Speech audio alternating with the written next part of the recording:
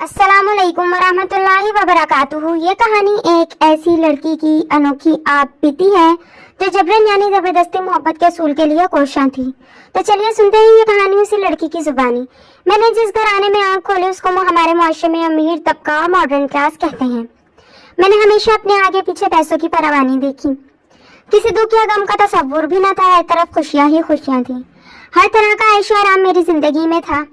मैं अपनी अम्मी और अब्बू की इकलौती औलाद थी, इसलिए मुझ पर किसी किस्म की कोई पाबंदी न थी।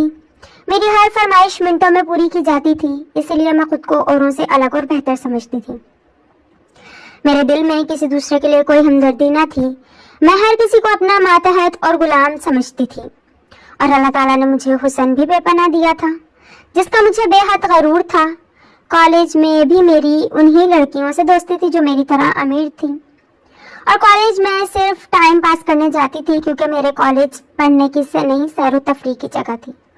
और कॉलेज के सारे लड़के मेरे हुस्न और स्टेटस के दीवाने थे। कॉलेज की लड़कियां मुझे रिश्क भरी निगाहों से देखती। मैं किसी लड़के को तो क्या किसी लड़की को की भी इज्जत ना करती।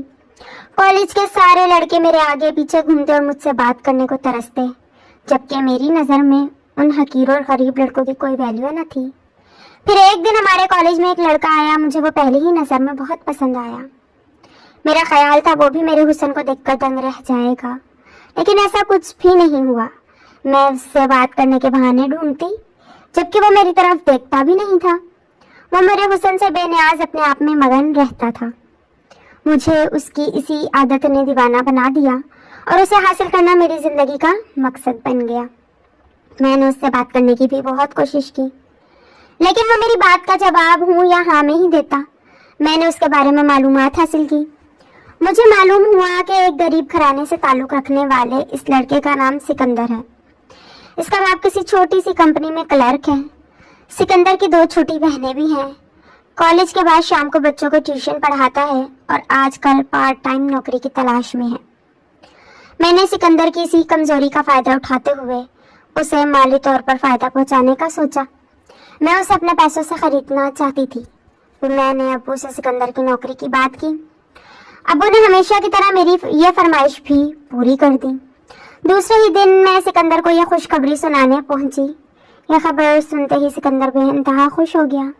मैं सोच भी नहीं सकता था आप इतनी बड़ी कंपनी से मेरे लिए काम की ऑफर लेकर आएंगी और मेरी इतनी बड़ी मुश्किल इतनी आसानी से हल कर देंगी। उसके बाद सिकंदर ने मेरी इज्जत करना शुरू कर दी। वो मुझसे जब भी बात करता निगाहें झुकाकर बात करता। उन सब चीज़ों के बाद मुझे अपनी जीत बहुत करीब दिखाई देने लगी। मैं दिन ब दिन सिकंदर के प्यार में पागल होने लगी, लेकिन सिकंदर को इस बात की कोई परवाह न थी। मैं उस दिन का इंतजार कर रही थी जब वो मेरे एहसान तले दब जाए और मेरे इज़हार मोहब्बत करने पर वह इनकार न कर सके। एक दिन जब सिकंदर से मिलने मैं उसके अब्बू के ऑफिस पहुंची तो वहाँ नहीं था। मैनेजर ने मुझे बताया कल सिकंदर साहब की शादी थी, इसलिए वो छुट्टियों पर हैं। यह खबर मेरे लिए किसी बड़े धमाके से कम ना थी। मैं ये सोच भी नहीं सकती थी कि वो मेरे अलावा किसी और का हो जाएगा। ये बात मेरे दिमाग से निकल ही नहीं रही थी और मेरी हालत किसी दीवाने से कम ना थी। सिकंदर को हासिल करना मेरा जुनून बन चुका था। मैं किसी सूरत सिकंदर को खोना नहीं चाहती थी। मैं उसकी मोहब्बत में इतना आगे जा चुकी थी कि पीछे पलटना अब नामुमकिन था। मैं उसकी बीवी से मिलकर ये देखना चाहती थी कि क्या वो मुझसे ज़्यादा खूबसूरत है। एक दिन बगैर बताए मैं सिकंदर के घर चली गई। बहुत पुराना घर था, मेरा तो दम घुट रहा था। सिकंदर ने अपनी बीवी से मिलाया। उसका नाम नसरीन था और वह सिकंदर की चचाजाद कज़न थी। वो बहुत आराम सी लड़की थी। मैंने उसमें से ऐसी कोई ख़ास बात नहीं देखी कि सिकंदर जैसे खूबसूरत इंसान की वो बीवी कहलाए। सिकंदर और उसकी बीवी मुझसे बहुत मोहब्बत से मिले। मुझे नसरीन से बेइंतहा नफरत महसूस होने लगी। इसीलिए सिकंदर के लाख रुकने पर भी मैं बिना कुछ खाए पिए सिकंदर के घर से लौट आई। सारे रास्ते सिकंदर और नसरीन के बारे में ही सोचती रही। मैं जितना सोचती उतनी ही नफरत नसरीन के लिए मेरे अंदर पैदा होने लगती। इसी दौरान अचानक मेरी नज़र सड़क पर लगे एक बोर्ड पर पड़ी, जिस पर लिखा था आपके हर मसले का हल सिर्फ मेरे पास मौजूद है। मैंने वहीं गाड़ी रोक दी और दरवाजे से अंदर दाखिल हो गई। अंदर दाखिल हुई तो देखा कमरे के कोने में एक काले कपड़ों में मलबूस एक औरत बैठी थी, जो शक्ल से काफी ढेर उम्र की लग रही थी। उसके गले में मुख्तलिफ किस्म की रंगी माला थी। उसके आगे पीछे काफी लोग जमा थे। मुझे देखते ही उस औरत ने हाथ के इशारे से लोगों को जाने को कहा। मैंने तफसील से उस औरत को अपने और सिकंदर के बारे में बताया और नसरीन के बारे में भी बताया और ये भी कहा मैं सिकंदर को हासिल करने के लिए किसी भी हद तक जा सकती हूँ। उसने मेरी बात गौर से सुनी और दूसरे दिन आने को कहा और मुझे यकीन दिलाया कि बहुत जल्द सिकंदर तुम्हारा होगा। मुझे उस औरत की बातों में सच्चाई नजर आ रही थी। मैं दूसरे दिन का वादा करके चली गई। पता नहीं कि मुझे उस औरत से बात करके यकीन हो गया था कि सिकंदर अब सिर्फ मेरा होने वाला है। उस रात मुझे सुकून से नींद आई थी। दूसरे दिन मैं मुकर्ररा वक्त पर उस औरत के पास पहुंच गई। आज वो कमरे में अकेली थी। वो कुछ देर आंखें बंद किए बैठी रही, फिर मुस्कुराकर मुझसे मुखातिब हुई। उसने मुझसे सिकंदर की बीवी की एक तस्वीर और एक जोड़ा शलवार कमीज लाने को कहा और बताया यह अमल काफी मुश्किल है। अगर तुम यह अमल करवाने पर राजी हो जाओ तो अगले 6 माह बाद चांद की 14वीं तारीख को 4 दिन ये अमल मुसलसल करना होगा और अमल के लिए शहर से दूर एक वीरान इलाके में जाना होगा। इस अमल को करने की कीमत 1 लाख रुपए होगी, लेकिन इस अमल के बाद सिकंदर की जिंदगी सिर्फ तुम्हारी होगी। अगर तुम्हें मंजूर हो तो अगले बार पैसे लेती आना। मेरे लिए 1 लाख रुपए की तो कोई अहमियत ही न थी, लेकिन फिक्र मुझे इस बात की थी कि 4 दिन के लिए अपने अब्बू से क्या कहूंगी। और दूसरा मसला मेरे लिए सिकंदर की एक तस्वीर और नसरीन की तस्वीर और उसका जोड़ा था, जिसको हासिल करना मेरे लिए काफी मुश्किल था। इसीलिए उस वक्त औरत की बात सुनकर खामोशी से लौट आई। मेरी समझ में नहीं आ रहा था मुझे क्या करना चाहिए, इसीलिए मैं उस औरत के पास दोबारा नहीं गई।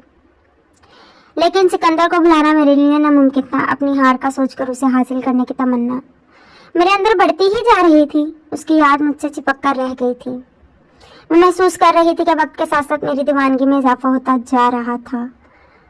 खैर, वक्त को गुजरना होता है और वो गुजरता गया। फिर 1 साल बाद एक खबर ने मेरे अंदर तबाही मचा दी कि नसरीन ने एक बेटी को जन्म दिया है। अब तो मैं नसरीन को सिकंदर की जिंदगी से निकाल कर दूर फेंकना चाहती थी। मैं उसकी बेटी की पैदाइश की मुबारकबाद देने के बहाने से उनके घर गई और उनसे शादी की तस्वीरें देखने की फरमाइश की। सिकंदर फौरन अपनी शादी का एल्बम निकाल कर ले आया। मैं तस्वीरें देखते हुए बड़ी चालाकी से उनकी एक तस्वीर छुपा ली। मैंने सिकंदर से कहा मैं नसरीन के लिए अपने दर्जी से एक सूट सिलवा कर देना चाहती हूँ। मुझे नाप के लिए नसरीन का एक सूट दे दो। पहले तो सिकंदर मना करता रहा, फिर मेरे इसरार पर नसरीन का एक जोड़ा दे दिया। अब चीज़ों को लेकर मैं फौरन उस कामिल औरत के पास पहुंची। वो मुझे देखकर समझ गई कि मैं किस लिए आई हूँ। मुझे देखकर कहने लगी मैं तो समझी थी तुमने अपना इरादा तब्दील कर लिया, क्योंकि इस बात को किए हुए 1 साल गुजर गया। मैंने औरत से कहा तुम जितना जल्द हो सके मेरा ये काम कर दो। मैं नसरीन को और बर्दाश्त नहीं कर सकती। मेरी बात सुनकर उसने अगले दिन सुबह 8 बजे का वक्त दिया। वो सारी रात मैंने करवटें लेते हुए गुजारी। दूसरे दिन मैं अब्बू से दोस्त की शादी में शिरकत का बहाना करके 4 दिन के लिए उस औरत के पास पहुंच गई। पैसे लेने के बाद उसने कुछ सामान इकट्ठा किया और हम 2 आदमियों के हमरा दूसरे शहर रवाना हो गए। आबादी से काफी दूर सुनसान इलाके में औरत ने गाड़ी रोकने का इशारा किया। वहां करीब ही एक झोंपड़ी बनी हुई थी।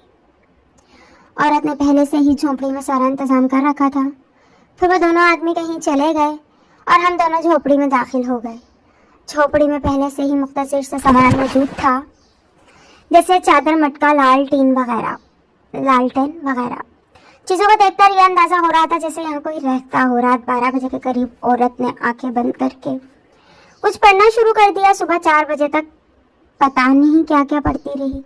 उसके बाद उसने एक नोकीला खंजर निकाला और उस तस्वीर को दरमियान से काट दिया और फिर हम झोंपड़ी में सो गए। अगले दिन सूरज निकलने के बाद उठे तो वही 2 आदमी हमारे साथ जो आए थे हमारे लिए नाश्ता लेकर चले गए।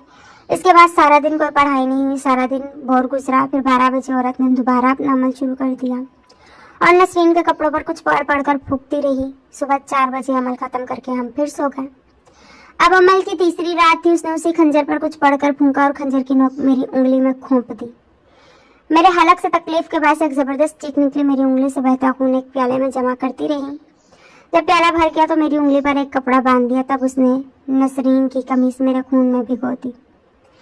सुबह 4 बजे अमल खत्म हो गया। उस औरत ने खुशखबरी सुनाई कि हमारा अमल 3 दिन में ही कामयाब हो गया है। हमें अभी वापसी जाना होगा और नसरीन की कमीज को किसी कब्र में दफनाना होगा। अब सिकंदर सिर्फ और सिर्फ तुम्हारा है। कब्रिस्तान में नसरीन की कमीज दफनाई और हम वापस आ गए। मुझे ऐसा महसूस हो रहा था कि आज मेरी जिंदगी की सबसे बड़ी जीत हो। सारी दुनिया आज अपने कब्जे में महसूस होती दिखाई दे रही थी। मैं पुरसुकून होकर सो गई اور جب وہ اٹھی تیار ہوئی اور سکندر کے آفس گئی تو پتہ چلا آج سکندر کام پر نہیں آیا۔ پھر میں نے گاڑی سکندر کے گھر کی طرف موڑ دی۔ وہاں پہنچی تو کافی لوگ جمع تھے۔ میرے پوچھنے پر پتہ چلا کہ سکندر کی بیوی کا انتقال ہو گیا ہے۔ کل رات ان کو زبردست دل کا دورہ پڑا اور وہ انتقال کر گئی۔ میں اسے شام کامل عورت کے پاس پہنچی اور اسے خوشخبری سنائی۔ کامل عورت نے کہا اب تھوڑے ہی دنوں میں سکندر خود تمہارے پاس چل کر آئے گا۔ اس عورت کی بات بالکل سچ ثابت ہوئی۔ سکندر واقعی میرا دیوانہ ہو گیا۔ اب سکندر بھی مجھ سے ملنے کو بے چین رہتا۔ مجھ سے شادی کرنے کے لیے وہ میری منتیں کرنے لگا۔ میں تو کب سے اسی انتظار میں تھی اور ہماری شادی ہو گئی۔ شادی کے 4 سال گزر گئے لیکن اللہ تعالیٰ نے اولاد کی نعمت سے محروم رکھا۔ لوگ مجھے بے اولادی کا طعنہ دیتے۔ میں نے اولاد کے لیے بہت دعائیں اور منتیں مانگی، تب جا کر اللہ پاک نے مجھے بیٹے سے نوازا، لیکن بیٹا دینے کے ساتھ ساتھ مجھے اپاہج بنا دیا۔ بیٹے کے پیدائش کے بعد میرے پورے جسم نے کام کرنا چھوڑ دیا۔ ڈاکٹر کے مطابق میں بالکل نارمل ہوں، مجھے کوئی بیماری نہیں ہے، بس میرا سارا جسم مفلوج ہو کر رہ گیا۔ آج میرا بیٹا پورے 25 سال کا ہو گیا اور میں گورنمنٹ اسپتال کے ایک کونے میں پڑی ہوں۔ اتنے سالوں بعد بھی میرے جسم نے کوئی حرکت نہیں کی۔ اب تو لیٹے لیٹے میری کمر گلنے اور سڑنے لگی ہے۔ یہ بیماری میرے گناہوں کا نتیجہ ہے جو اللہ تعالیٰ نے دنیا میں ہی مجھے دے دیا اور ان لوگوں کو کے لیے عبرت بنا دیا جو ہمیشہ دوسروں کا برا سوچتے ہیں۔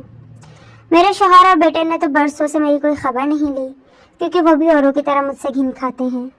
البتہ کبھی کبھار نسرین کی بیٹی مجھ کو آ کر دیکھ جاتی ہے۔ بہت اچھی لڑکی ہے اور ظاہر ہے اس کی رگوں میں ایک اچھی اور نیک عورت کا خون گردش کر رہا ہے۔ مجھے اپنے بیٹے سے کوئی بھی شکایت نہیں ہے کیونکہ اس کی رگوں میں میرے ہی خود غرضی کا خون دوڑ رہا ہے۔ میں نے اپنی یہ کہانی ایک نرس کو سنائی اور اس سے وعدہ لیا کہ تم یہ کہانی دوسروں تک ضرور پہنچاؤ گے تاکہ لوگ اس سے عبرت لیں اور محبت کو زبردستی یا جبرن حاصل کرنے کے لیے اللہ تعالیٰ کی حدود و قیود کو پار نہ کریں۔ میں اللہ تعالیٰ سے اپنے گناہوں کی تو بہت معافی مانگتی ہوں، لیکن جس کے معاف کرنے پر میری بخشش ہو سکتی ہے وہ تو اس دنیا میں ہی نہیں رہی۔ فرینڈز، اگر اسٹوری اچھی لگے تو چینل کو سبسکرائب کریں۔ اللہ حافظ۔